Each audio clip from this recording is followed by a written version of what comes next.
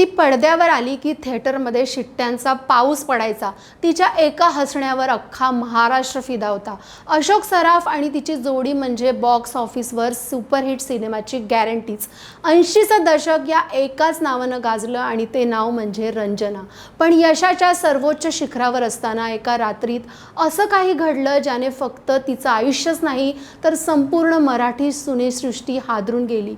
नियतीचा तो क्रूर खेळ कोणता होता ज्यानं एक सुपरस्टार नायिकेला कायमचं व्हीलचेअरवर बसवलं? आजच्या या व्हिडिओमधून तेच पाहूयात, कसा होता मराठी सिनेसृष्टीच्या लाडक्या रंजनाचा सुवर्णकाळ आणि त्यांच्या आयुष्यातला लागलेलं ते दुर्दैवी ग्रहण काय होतं।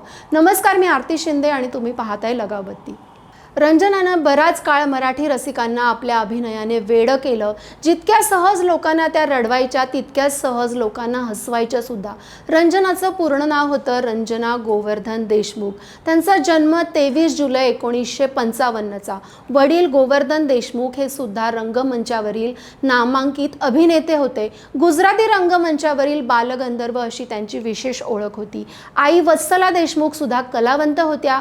पिंजरा सिनेमात वत्सलाबाई संध्याच्या मोठ्या बहिणीची भूमिका साकारली होती। रंजना आणि त्यांचा भाऊ लहान असतानाच त्यांच्या आई वडिलांचा घटस्फोट झाला होता। त्यामुळे रंजना आपल्या मावशीकडे म्हणजे अभिनेत्री संध्या यांच्या घरी राहायला आल्या। संध्या त्यावेळी हिंदी सिनेमातल्या एक नामांकित अभिनेत्री होत्या।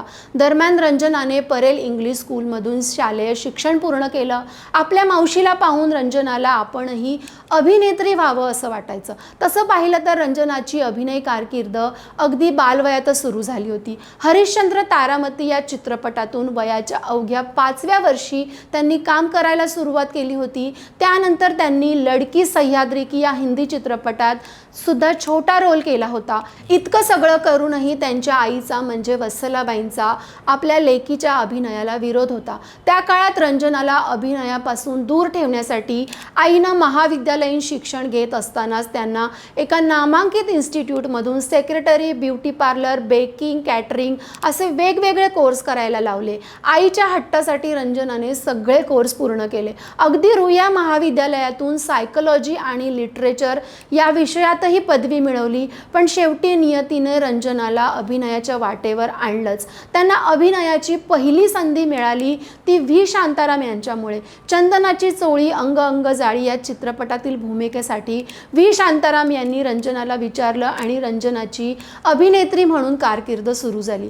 त्या सिनेमात छोटी भूमिका मिळाली पण रंजनाने ती जबरदस्त गाजवली। पुढे व्ही शांताराम यांनी त्यांच्या झुंज या सिनेमात रंजनाला नायिकेची भूमिका दिली। त्या सिनेमातली ग्रामीण शाळेतल्या शिक्षिकेची भूमिका त्यांनी ताकदीनं साकारली। तो सिनेमा हिट झाला। त्यानंतर रंजना काय ताकदीच्या कलावंत आहेत याची सर्वांना खात्री पडली। पुढे 31 डिसेंबर 1976 रोजी रंजना यांची मुख्य भूमिका असणारा असला नवरा नको ग बाई हा सिनेमा प्रदर्शित झाला। त्या सिनेमात राजा गोसावींसारख्या कसलेल्या कलाकारासमोर त्यांनी साकारलेली शहरी तरुणीची भूमिकाही खूपच गाजली। लोकांनी तो सिनेमा अक्षरशः डोक्यावर घेतला। पुढे रंजना यांच्या करिअरला खऱ्या अर्थानं कलाटणी मिळाली ती चानी या सिनेमामुळे। मराठी स्त्री आणि इंग्रज अधिकारी यांच्या मिलनातून जन्माला आलेल्या आणि समाजाने नाकारलेल्या एका युवतीची भूमिका रंजनाने त्यात साकारली होती।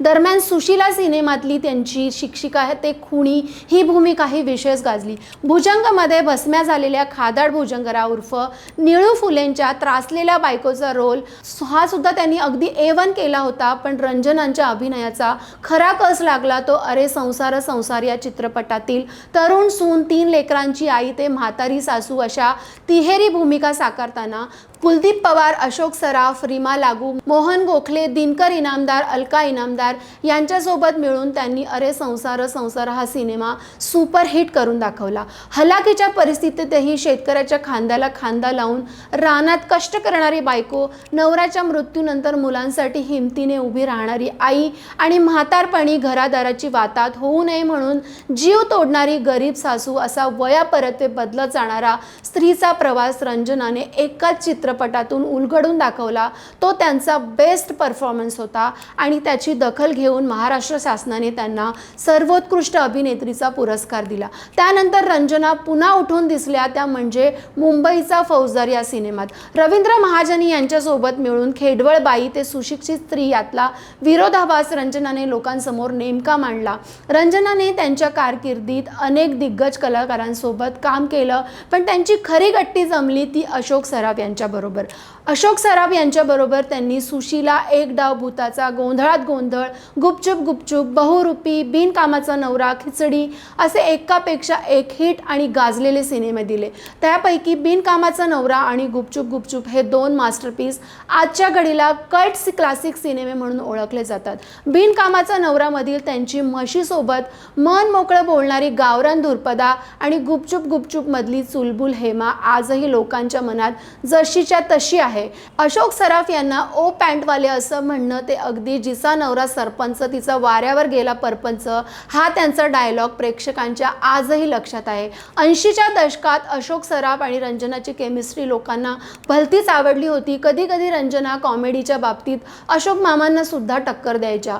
दरम्यान रंजना आणि अशोक सराफ यांच्या प्रेमाच्या अफवाही इंडस्ट्रीत जोर धरू लागल्या होत्या। पुढे तर त्या दोघांनी गुपचूप साखरपुडा उरकल्याचंही बोललं जात होतं। मात्र अशोक सराफ यांनी निवेदिता सराफ यांच्याशी लग्न केलं आणि त्या चर्चांना कायमचा ब्रेक लागला।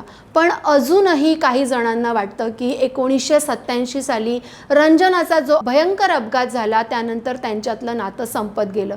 त्याचं झालं असं होतं की झुंजार चित्रपटाच्या चित्रीकरणासाठी रंजना मुंबईहून बंगलोरला जात होत्या। त्यावेळी त्यांच्या गाडीचा मोठा अपघात झाला आणि त्या अपघातात त्यांनी आपले दोन्ही पाय गमावले आणि त्यानंतर त्यांना कायमचं अपंगत्व आलं। त्या अपघातातून त्या शेवटपर्यंत सावरू शकल्या नाहीत।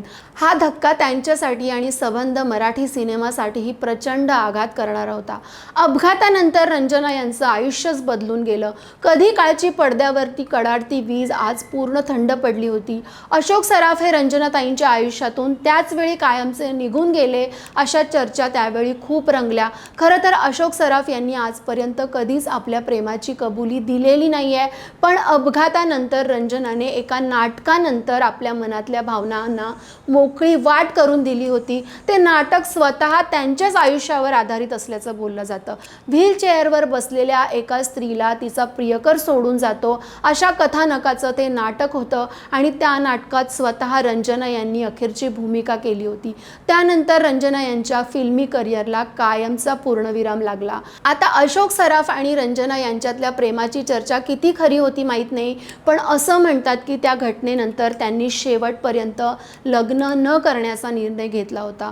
पुढे वयाच्या 45व्या वर्षी रंजना यांना त्यांच्या निवासस्थानी म्हणजे मुंबईतील परेल इथं हृदयविकाराचा तीव्र झटका आला आणि त्यात त्यांचं निधन झालं। त्यांच्या जाण्याने मराठी सिनेमाचा एक सुवर्ण काळ संपला।